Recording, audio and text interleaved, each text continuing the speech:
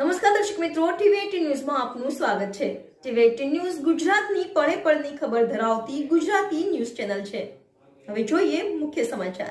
ગાંધીધામ હરિદ્વાર ખાતે પૂજ્ય વાલદાસજી મહારાજ દ્વારા આજથી 95 વર્ષ પહેલા જે જ્યોત પ્રગટાવી હતી તે જ્યોતને હરિદ્વાર કચ્છી આશ્રય મધ્ય અખંડ જ્યોત તરીકે અભૂતપૂર્વ સંચાલન ભક્તિભાવપૂર્વક કરવામાં આવી રહ્યું છે।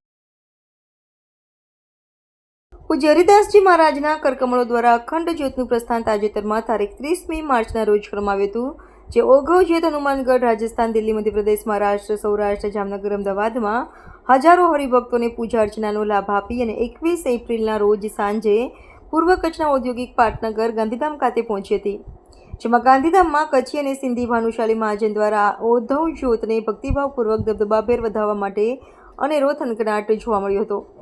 શ્રી મોહનભાઈ ગોવિંદજી ગૌરીની યાદીમાં જણાવ્યા અનુસાર પૂજ્ય ઓઘવ રામજી મહારાજના ભવ્ય મંદિર પ્રવેશનો આગામી 28 એપ્રિલથી 30મી એપ્રિલ સુધી જખો મધ્ય ભવ્ય ત્રિદિવસીય વાર્ષિક ઉત્સવ યોજવામાં આવ્યો છે અને તે મહોત્સવમાં 30મી એપ્રિલના રોજ 55મો ભવ્ય સમૂહ લગ્ન પણ યોજવામાં આવશે।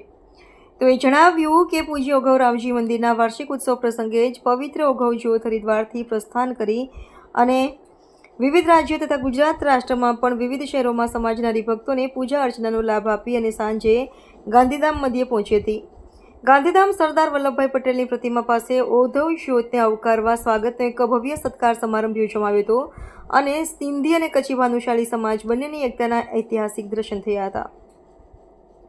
ઓઘવ જ્યોતના આવકાર સ્વાગત બાદ અહીંથી જ એક વિશાળ મહાબાઇક રેલીને સમાજ દ્વારા પ્રસ્થાન કરવામાં આવ્યું હતું। આ બાઇક રેલીએ સરદાર વલ્લભભાઈ પટેલની પ્રતિમાથી શરૂ થયા બાદ ચાવલા ચોક થઈ ઝંડા ચોક, ગાંધીધામ, લીલાશાહી, ભારતનગર મધ્યે આવેલી ભાનુશાલી મહાજન સમાજવાડી મધ્યે વિરામ લીધો। સમાજવાડી મધ્યે જવા ઓઘવ જ્યોતે વિરામ લીધો અને અહીં જ દાંડિયા રાસનું પણ ભવ્ય આયોજન કરવામાં આવ્યું હતું। હરિભક્તોએ દાંડિયા રાસ રમી અને ભક્તિ પર્વની ઉજવણી કરી હતી અને મહાપ્રસાદનો લાભ લીધો હતો।